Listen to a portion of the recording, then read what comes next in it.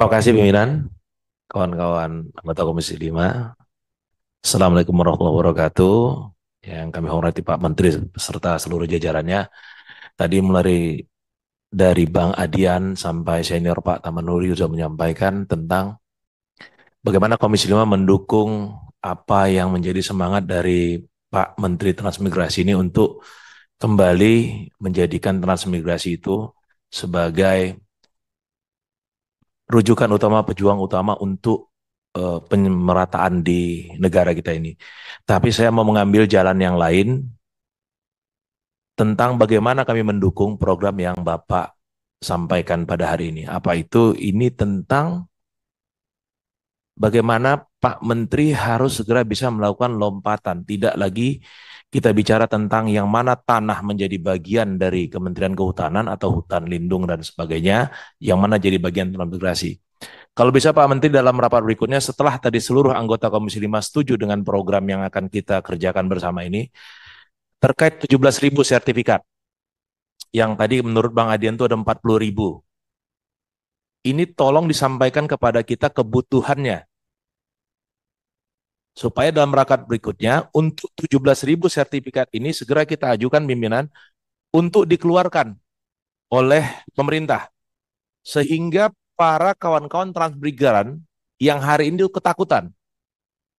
Saya mau kasih contoh di daerah saya di Labuan Batu. Ini saya belum bertanya apakah ini lahan transmigrasi atau tidak, tapi masyarakat yang menanam sawit di daerah Labuan Batu Indo, pimpinan.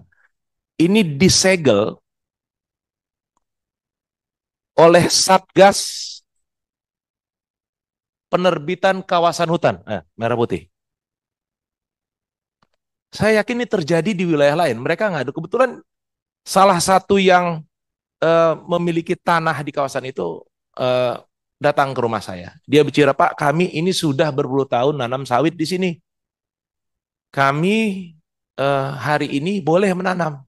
Tapi oleh beberapa oknum dimintakan kalau kalian silahkan menanam, tetapi nanti sekian rupiah tolong berikan kepada kami. Itu Bang Adian ya, ada 400 rupiah Bang Radian ya. Benar berarti. Diminta 400 rupiah dari penjualan sawit yang wajib dijual ke tempat tertentu juga. Ini agak melompat sedikit, tetapi kekhawatiran saya, bagaimana kawan-kawan transmigrasi kita yang sudah berpuluh tahun, yang diberikan haknya oleh negara, yang tadi kata kawan-kawan hari itu mereka kita anggap sebagai pejuang pembangunan, hari ini dianggap sebagai perambah hutan atau bahkan penjahat. Itu yang pertama. Yang kedua, terkait dengan Kementerian Transmigrasi sendiri. Sepemahaman saya ketika kita bicara transmigrasi itu, kita bicara tentang tanah yang menjadi modal dasar atau modal kerja dari Pak Menteri Transmigrasi berserta seluruh jajarannya.